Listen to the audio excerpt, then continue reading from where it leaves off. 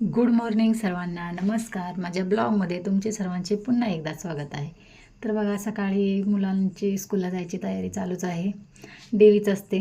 तर सक्षमनं नेहमीप्रमाणे आंघोळ करून देवपूजा करायला लागले आणि मी बनवायला लागले लंचमध्ये आहे आज सुका वाटाण्याची सब्जी आणि चपाती.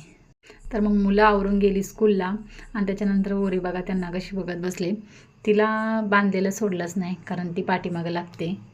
पाठीमागं म्हणजे कसं खूपच लागते, खूप म्हणजे गाडीला नक्या वगैरे लावते. तर आता कसं नवीन गाडी घेतली त्यामुळं हिला सोडू शकत नाही, कारण त्याला कवर वगैरे काहीच घातलं नाही आणि हिच्या नक्या वगैरे लागणार, म्हणून हिला खास करून बांधावं लागतं. त्याच्यानंतर घरातलं आवरलं, सगळं आवरून झाल्यानंतर आई म्हणल्या मटकी भिजत घाल, मोड आणलेल्या मटकीचं कालवण करायला मटकी भिजत घाल, कारण मुलांच्या लंचचं खूप कोडा असतं. त्यांना पण लंचला सुकी सब्जी बनवून देता येते मटकीची आणि पातळ कालवण पण बनवता येतं. म्हणताना मग बघा मोड आलेली मटकी भिजत घालायला लागली. तसं आमच्या घरच्याच मटकी असतात, ही ह्यावेळेस विकत घेतले, पण शक्यतो आई घरी मटकी लावतात. म्हणजे शेतात पेरलेले मटकी असतात आमच्यात. तर तुम्ही काय करता नक्की सांगा. तुम्ही पण मोड आलेली मटकी घरी मोड आणता का मटकीचं? त्याच्यानंतर एकीकडं मटकी भिजत घातली आणि दुसरीकडं काळ्या पावट्याची डाळ घरीच बनवलेली, मग ते कालवण बनवण्यासाठी शिजायला ठेवली, कारण आज कालवणाला काहीच नव्हतं. आई म्हणल्या पावट्याची डाळ, कधी तर डाळी बनतातच, मग आई म्हणल्या डाळच भिजत घाल, कारण आई गेल त्या रानात गडी कामाला होतं खत घालायला. मग आई तिकडे गेल त्या, पप्पा गेल तर दूध आणायला आणि हिने गेल तर मुलं सोडायला. मग तोपर्यंत एकीकडं डाळ एकीकडं मटकी भिजत घातली. थोडंसं कोमट पाणी करून भिजत घालायला लागते. त्याच्यानंतर पप्पा दूध घेऊन आलं, मग दूध पण तापायला ठेवून घेतलं, बघू शकता. त्याच्यानंतर बाहेर मोसम पण थंड झालेला, ऊन नव्हतं, पाऊस तर पडतच नाही. काय झालं यावर्षी काय माहिती, पाऊसच नसतो. तर त्याच्यानंतर बघू शकता इकडं ओरीला भात आणि अंडी शिजत घातली. तांदळातच मी अंडी शिजत घालते, एकदाच 2 कामं होतात. त्याच्यानंतर ओरीला पण खाऊ घातलं, तर कशी बसली बघा खायला. नुसतं अंड मागते, मग तिला थोडंसं तुकडा काढून देत जरा गरम पण असतंय, मग अंडा मिक्स करून भात दिला की खाते. तिची पण खूप देशी अंडी खूप आवडीनं खाते आणि पोल्ट्रीची अंडी अजिबात आवडीनं खात नाही. परत स्प्रिंकलर जोडायला मळ्यात जायचं होतं, मग हे स्प्रिंकलरचं गन घेऊन रानात जायचं होतं. मग खूप गन होतं, मग ह्यांनी अर्ध घेतलं आणि मी अर्ध घेतलं. पप्पांनी बाकीचं सामान घेतलं, काय पायपा वगैरे पण चिकटवायच्या होत्या आणि रबर बांधायचा होता. जुगाड करून वरती घ्यायचं आलं, कारण पायपा खूप कमी होत्या.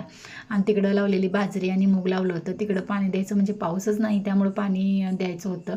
काही येईल ते लावलं म्हटल्यानंतर आपल्याकडं सगळं आहे, पाणी आहे. स्प्रिंकलर होतं, कारण आधी वाटलं पावसाच्या जीवावर येईल म्हणून दंड काढला नव्हता, त्यामुळं पाटानं पाणी देऊ शकत नाही. मग स्प्रिंकलर आहे म्हटल्यानंतर स्प्रिंकलर जोडायचं चालू होतं. आमचं स्प्रिंकलर खूप पहिला आमच्या गावाकडं टोमॅटो वगैरे काय लावलं होतं, त्या टायमालाच पप्पाने घेतलेला होता.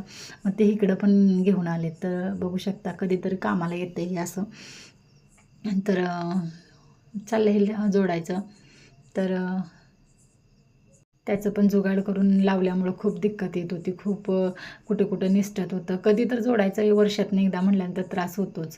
तर प्रेशर पण खूप होतं, तर कुठं निसटत होतं, तर ते परत लावत होते. कुठं जॉईंट केलेलं वगैरे तिथनं पाणी गळत होतं, ते सगळं फिट करून घेतलं गन आणि बघू शकता किती मस्त वाटतं, एकदम पाऊस पडल्यागत. तेवढंच आपलं शेताला पाणी आणि दिसायला पण खूप छान वाटत होतं. जितकं दिसायला छान वाटतं ना, तितकं जेव्हा करतो ना आपण रानामध्ये काम, त्यांना समजतं की किती त्रास आहे ते. पण असं बघायला बघा किती भारी वाटतंय. मग त्याच्यानंतर घरी आल्यानंतर मग गड्यांना आईने चहा बनवायला सांगितलं, त्यांना चहा बनवून दिला आणि मी कालवण वगैरे करून घेतलं. तर बघा इकडं आईने आमच्या भाजीपाला लावला आहे, घराच्या बाजूलाच लावलेला. तर कोथिंबीर आली बघा, कोथिंबीर घेऊन चालले मी कालवणात टाकायला. तर ताजी फ्रेश आपल्या शेतातली कोथिंबीर घेऊन कट केली आणि कालवणात मस्तपैकी टाकली. थोडा बहुत भाजीपाला लावला आहे, आईनेच लावलेला आहे. तर कोथिंबीर पण मस्त आलेली. मग त्याच्यानंतर जेवणं वगैरे झाली, कपडे वगैरे धुतले, सगळं केलं आणि सांजच्या परा आम्ही 4 वाजता बागेत आलो डाळिंब बांधायला. म्हणजे डाळिंबाचं काय डाळिंब मोठी झाली त्याच्या फांद्याखाली असं वाकतात आणि मोडू नये म्हणून आम्ही एखादी आम्ही घरातच बांधतो. थोडंसं तेवढं फिरायचं, बागेत काय झालं काय नाही, आपण खुद फिरल्याशिवाय तर समजत नाही. तर अशा प्रकारे आहे आजचा माझा मिनी ब्लॉग. तुम्हाला कसा वाटला नक्की सांगा आणि thank you so much for watching. Bye bye.